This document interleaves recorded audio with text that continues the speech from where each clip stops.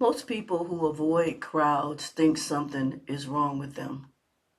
They spend years trying to fix themselves just to feel normal in a room full of people. But the fix has nothing to do with being more social. Because the real reason you pull away from people isn't psychological, it's spiritual. And it's been trying to get your attention for a long time. I want to be real with you because I know this personally. I am not a drinker.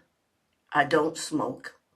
And even before I gave my life to Christ, I was never a bar hopper or a nightclub person. Never a house party person.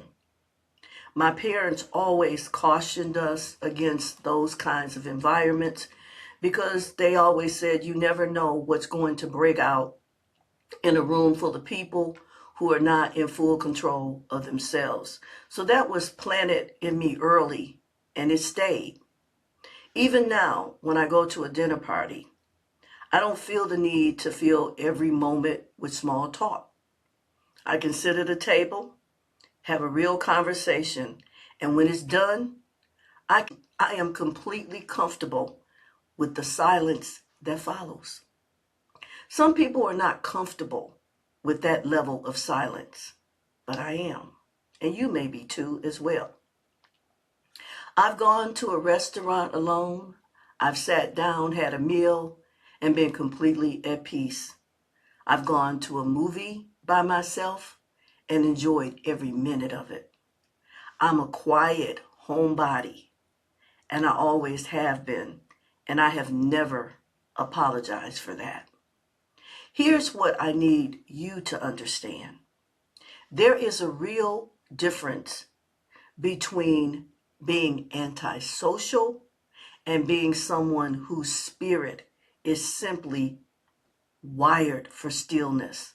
Because I'm a highly sensitive person, so I know I'm wired for stillness. Some people are built by God to need quiet in order to stay spiritually clear.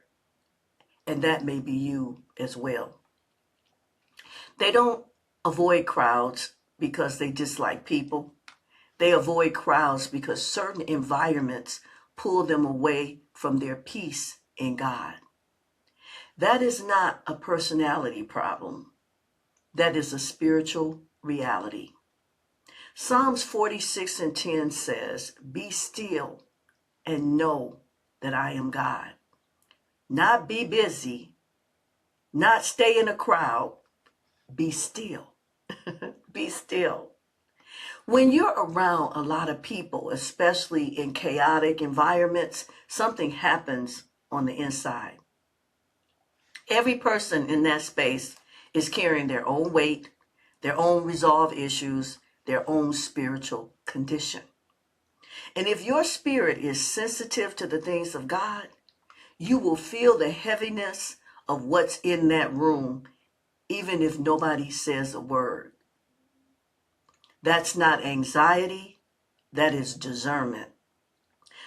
The Holy Spirit in you responds to what's around you. And when you walk into a space that is not where God is calling you, something on the inside will let you know.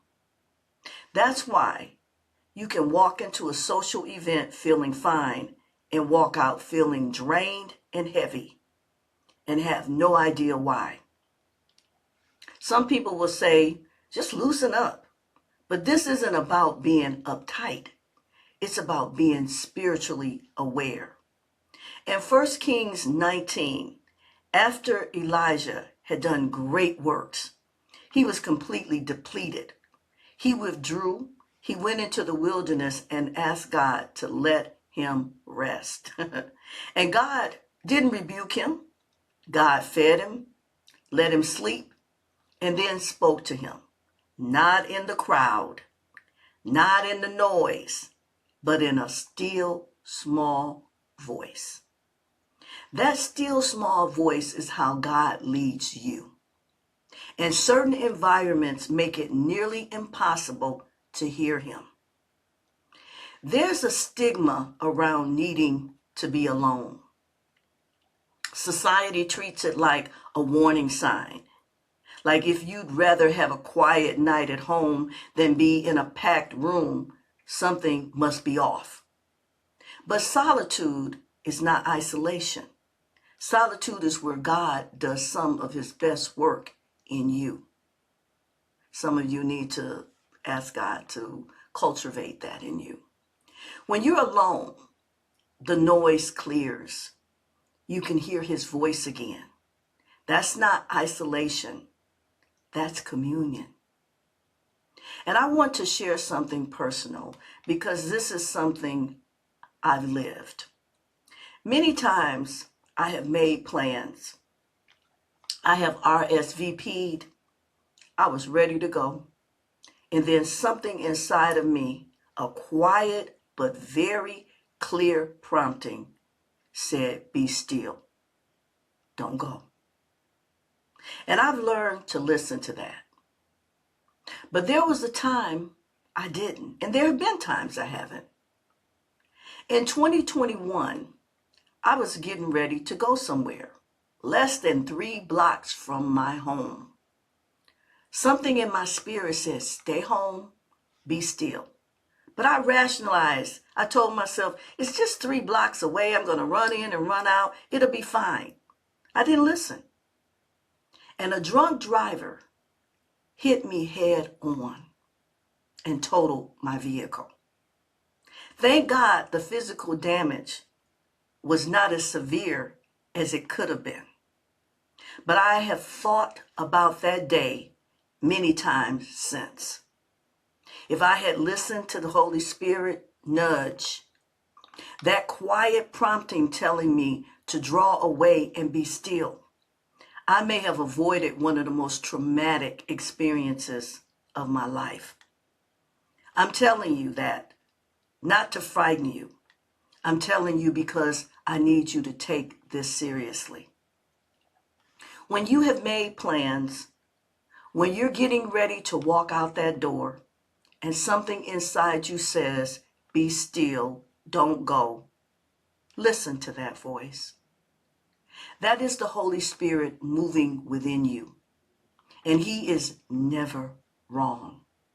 God's voice is not loud and chaotic. It is still, it is quiet, and it is always right. Even Jesus withdrew from crowds regularly. Luke 5:16 says, he would withdraw to desolate places and pray. Not occasionally, it said regularly. If the Son of God needed to step away from people to stay connected to the Father, what makes us think we don't? Think about that. You were never the problem.